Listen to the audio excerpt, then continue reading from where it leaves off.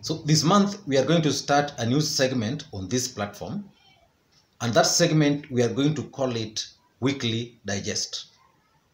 And in the Weekly Digest, we'll be reviewing most of the things which happened in the week. Some of them made headlines, some of them probably did not make it into the mainstream media. And also in this particular segment, we'll also respond to some of the questions which most of you guys are asking me, either on my WhatsApp or on this channel. And as you remember, I always give my WhatsApp on this platform, so I'll give it at the end of the video, towards the end of the video. So the first story which made headlines, but I'm sure I did not make it into the mainstream, is this guy called, it's about this guy who stays in Nyayo High Rise. It's called Ephraim Otieno. And Ephraim really wants your feedback on this. I don't know him, but I've checked his Facebook, is mutual friend to most of my friends on Facebook. Ephraim acquired a house in Nyayo High Rise, a 2-bedroom house, according to what he posted on his Facebook page. After acquiring this house, because the house was big, Ephraim decided to sublet the house, the other room, the other bedroom, so that he could only use what he needed, the master bedroom. So a lady friend of his said, okay, I can come and stay there. So the lady joined Ephraim in that house, and the arrangement was the lady was purely going to stay in that room. Now the lady has stayed there, according to Ephraim, for 8 months. And Ephraim is now saying, after 8 months, he has acquired some other things, and probably he also wants to settle. So he has asked the lady to leave the room.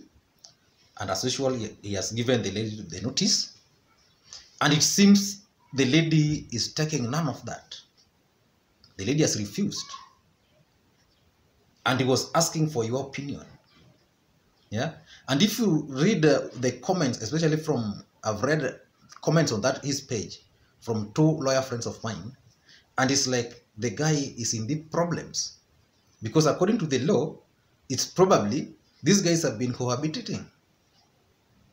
And probably that's why the lady has also refused to leave. The lady has a master's degree. So the lady, after he went to the chief, because that's a procedure, he went to the chief and wrote to the chief. The lady came back and told them that he's moving nowhere. She's moving nowhere. It's that simple. She's moving nowhere. And she's also contacted lawyers on that matter. So what can you tell Ephraim Otieno if you're in his shoes? Now that's something which made headlines, but most of people probably missed it out. So what can you tell Ephraim? Just tell Ephraim in the comments below. So that's a story. The other thing which happened, and I did not participate in it fully, is this issue of Wilkins Fadhili. Now this man has been living a life of lies, faking everything, and he calls himself the man behind the brands. So what this guy does, if he realizes you're a public figure, he uses your name as one of his clients, and he's been doing this for a very long time. In fact, even Safaricom gave him as a major tender there, a major project to undertake. Yeah, and I've watched the guy on YouTube. The guy is smart. I don't know why he missed the opportunity just to be straight. He could be very far, but the guy made serious mistake by using brands which he was not behind.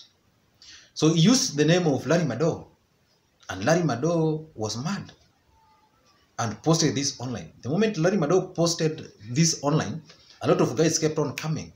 Oh, you used my name. Oh, you used my name. You used my name. And Fadhili, being a smart guy, he was trending on Twitter for like 2 days. But he was very smart, as usual. The guy now started going into into TVs to explain his side of the story. And in his explanations, what the guy was telling Kenyans was that he accepted he made mistakes and he was just asking for forgiveness, but he's still insisting that dealing with brands is actually his passion. But I don't know how people will continue trusting him with their brands. Yeah. So Fadhili, in my view, made grave mistakes, which can be forgiven, but he must stop living the life which is not his. And this is the problem we have in current Kenya. Everyone wants to fake everything. And we land into problems because of trying to be what we are not. So that case also trended. And in that case also, it also involved my friend Ruth Ambogo was actually the one who started raising this issue on Twitter. Yeah? And it ended like that. So Fadhili, Wilkins, Odinga, maneno yake, kando. The only bad thing is this guy was pretending to be helping startups. While in real sense, he would get photographers for his shots, but he will never pay them. That's the worst part this is the worst sin this guy committed in my view. Then, the other story which made headlines, it's a very sad story. The love triangle in Georgia, involving Mary Wambui, Joseph Kori, and Judy Wambui. We all know that story. And if you don't know it, this is how it goes. Joseph Kori is married to Mary Wambui. And Joseph Kori, being a man, also has a mpango wa kando called Judy Wambui. And Judy Wambui invited Kamangu's wife, Mary, to some hotel in Nairobi, Homeland, it's called Homeland, I think Homeland. I think it's in Thika Road. And they spent the better part of the day there. Then from there, in that hotel, there was nothing. Yeah. So from that hotel, they went, I think Mary now dropped this lady to her house. Probably that's what the lady wanted. And the moment she arrived there, the lady was shocked. She found the photos of her husband, maybe all over. And I think that's where now the problem started. And then the body of this lady, the lady went missing and the body was found later. So Mary, Judy and Joseph Kori have already been arrested for the murder.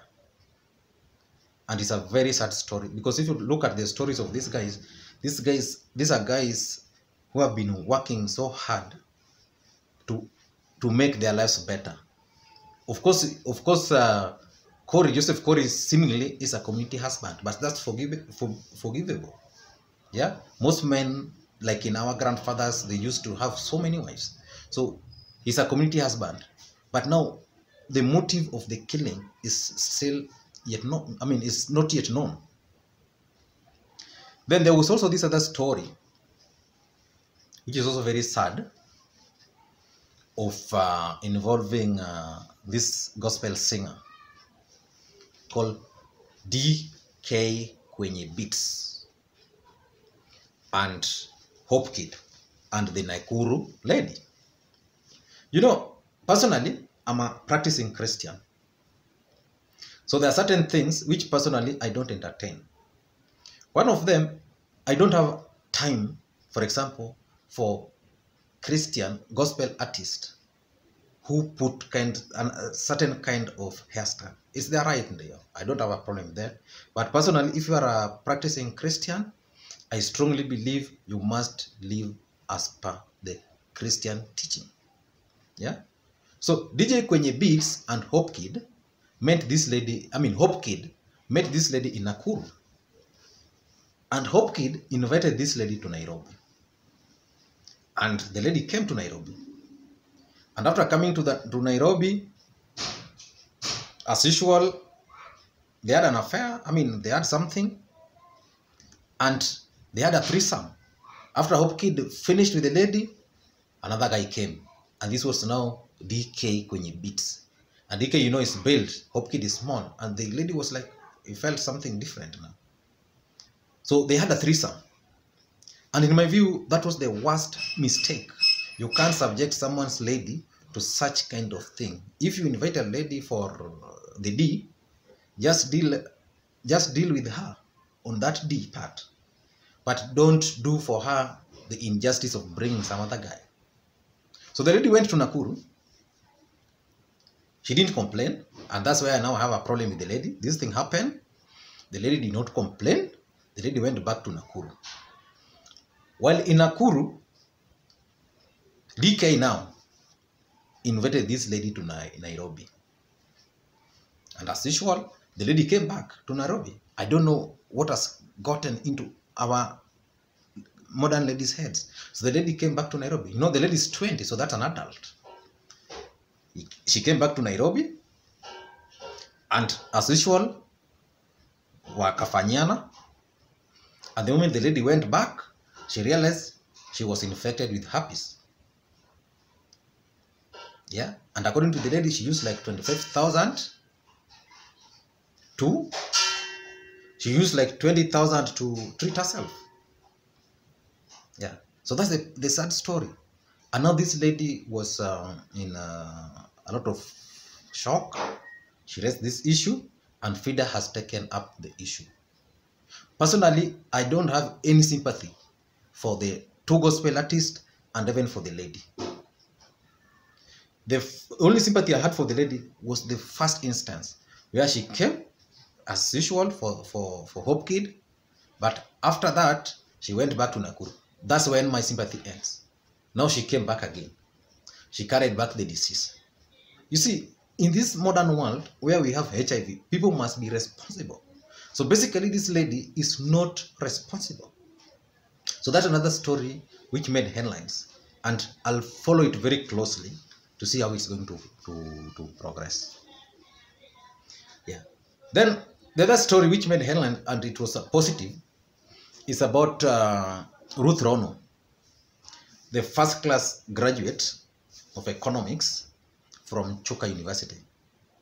This lady graduated with the first class degree, has not been able to find a job. So that's the story of that lady. Tells us something about our Kenyan education system. Something is wrong with it. Someone can go to university, graduate, and still don't get employment. Okay, you can fail to get employment, but a graduate not able to start his own business or to start his own entrepreneurship. Something is wrong with our education system. In December this year, we were buying some gates in Kisumu here, and we went to a welding shop. And that welding shop around Nyamasaria, it's run by a lady, and it's owned by a lady, a young girl. Yeah, and I was really impressed. I don't know whether that lady is a graduate or not, but of course the gates were ranging from 50,000, 80,000, 100,000. Yeah, so that tells you the lady is just comfortable in her business, and that's what our education system should actually impart on people. People should be educated so that they can change their life. There should be a difference between someone who is not educated and someone who is educated. So Ruth Rono's story has taught us a lot. In my view, it has taught me two things. Number one, people should not say that we don't have jobs in this country, because when this issue came up, so many organizations came up with an offer. She ended up with the Energy Regulatory Commission, which is a good offer, but so many others came with these offers. So what I don't know is now why these other organizations now can not take other unemployed youths into their systems. Yeah, so I want to congratulate people who made efforts to ensure that Ruth Rono can now help the family. Now, let me now move to the second segment, where I'm going to now try and respond to a few questions which I received from my WhatsApp number. And as usual, I always give my WhatsApp number here. You can reach me out to. It's 0774 741323. Just drop me a WhatsApp message on anything you feel we can do to improve this channel, or if you have anything you want me to analyze. So I'll always respond to around 10 questions. So let me just pick my laptop and see if I can get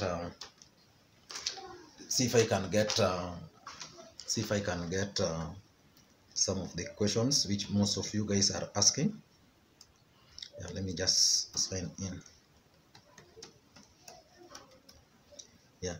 So the only problem is most of you guys, some of you left the message, but you did not indicate your name. So I can't read out your name if you didn't indicate.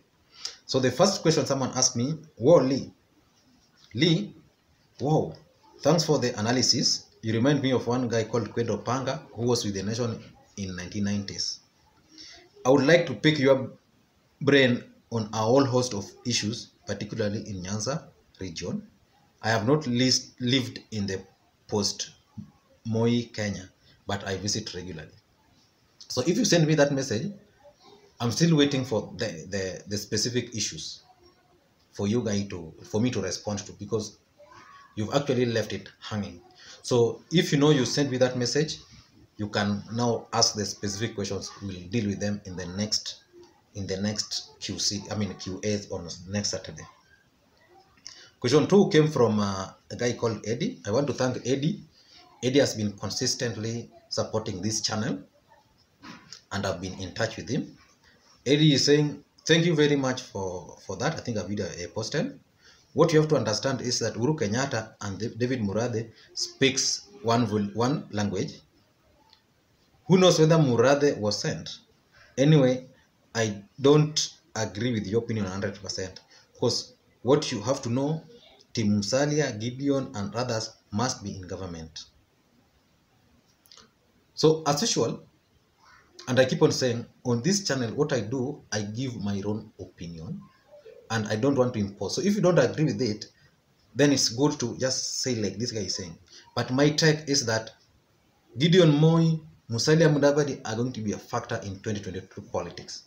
Sadly for me, for them, I think the people who have been trying to push for their candidature are tired, because like they are dead horses. You can't push them. Yeah. If Uhuru Kenyatta wanted to push for Musalia Mudavadi, and Mudavadi cannot be pushed, what can he do? If you wanted to push for Gideon Moi cannot be pushed. What do you expect it to happen? So that's my take. Question number 3 is from Bosire. And Bosire has also been very consistent. He say, yeah, kindly consider the following issues. I think he wants me to address some of the issues.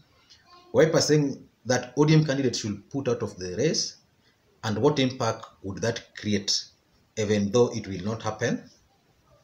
Baba was with Sakaja in Dar. Baba has not endorsed Somra.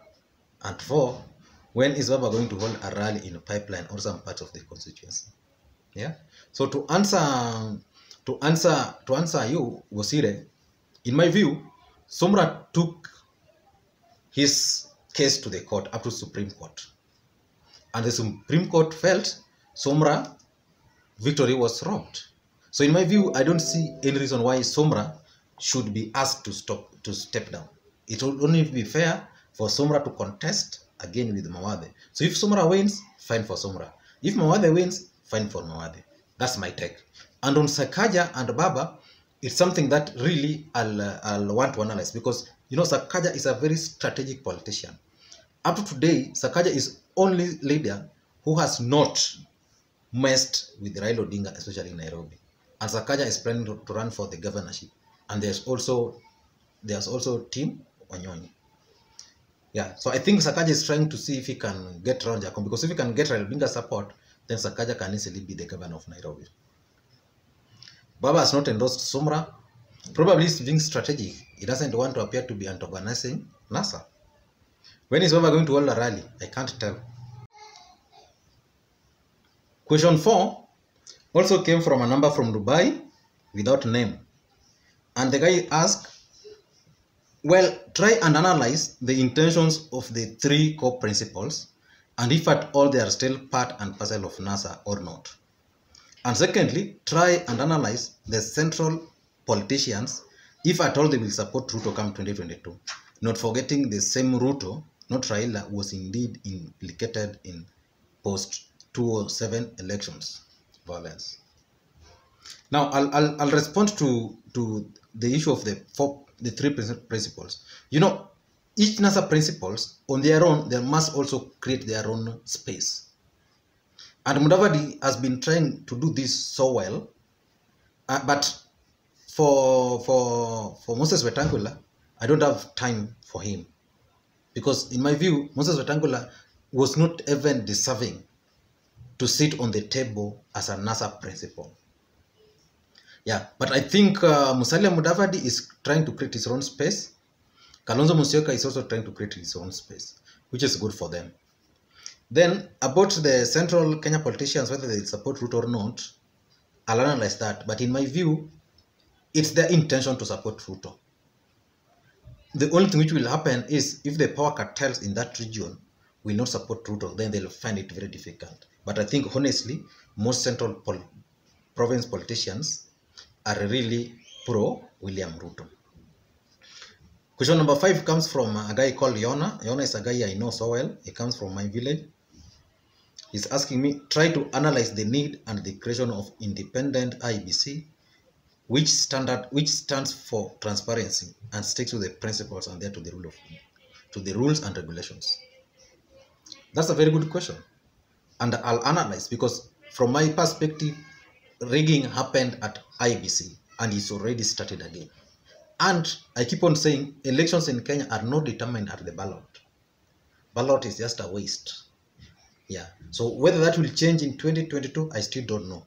But from 2007, 2013, 2017, we didn't have what is called elections. I'm saying this from authority because I worked at a secretariat, presidential secretariat of Raila Odinga, and I know how this rigging took place. Okay. Question 6 came from US, also no number. The guy says, thanks for the video. If you know you sent me this message with the name, just drop me your names again on WhatsApp so that I can update. Thanks for the video. I got busy that I could not reply right away. On my view, Raphael Tuju could be a candidate to change the face of Kenyan politics. He portrays the soft side of politics. He also has age advantage.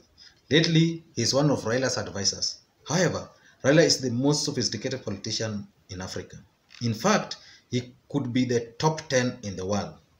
He is going to achieve everything that he has fought for, even without being a president. Now, I want to respond to the issue of Tuju. There's that controversial video where I said Tuju could actually be the presidential candidate, the secret candidate, which President Uhuru Kenyatta said was going to shock Kenyans. That video received a lot of feedback from it. There are people who felt Tuju is not capable. Yeah, some felt Tuju is the right guy. Yeah, and in my view, Tuju, I still stand with it. Tuju, if given the support of Raila Odinga and Uhuru Kenyatta, done deal, president. Another question comes from a guy called White Webuye. I want to thank White Webuye.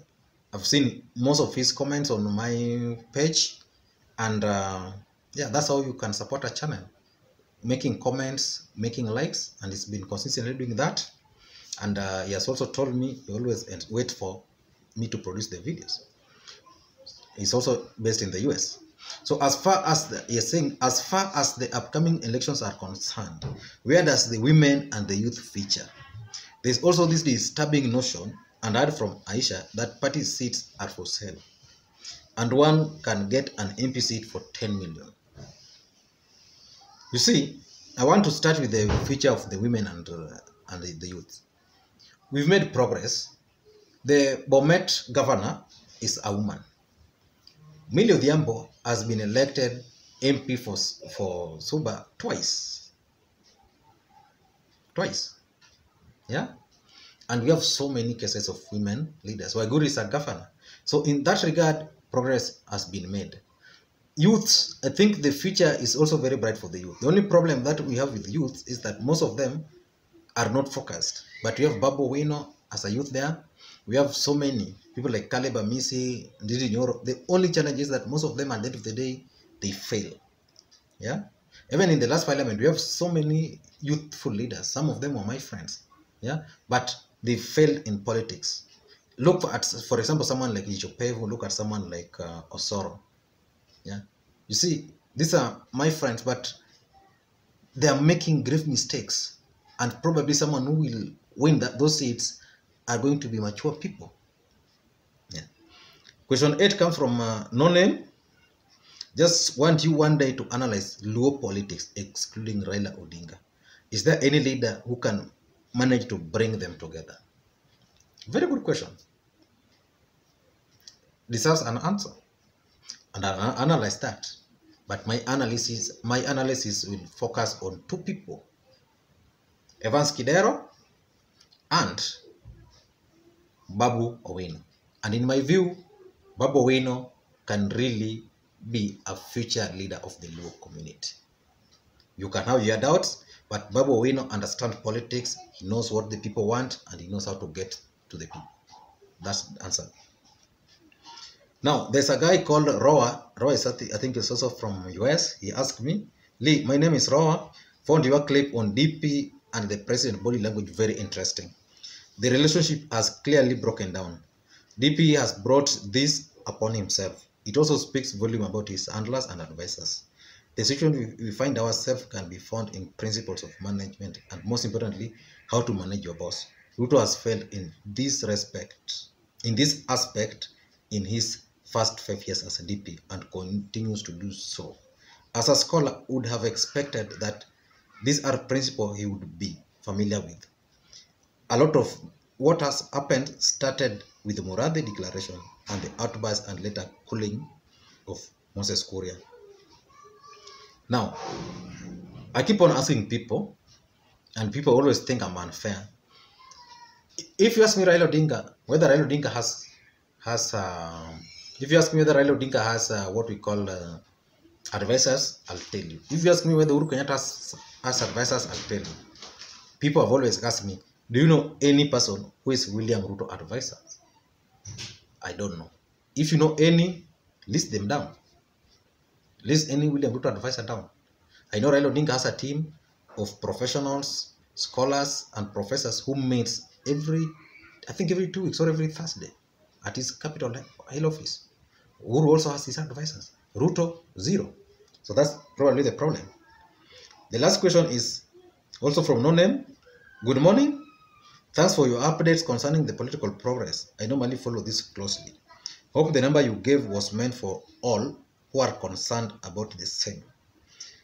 If so, be sending me links whenever you post so that I follow this video. Thanks in advance. Okay.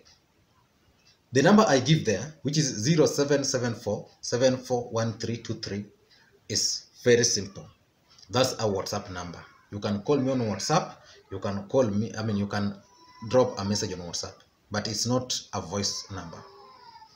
And that particular number, it's for us to grow this channel. So if you have any issue, just drop there. Sawa.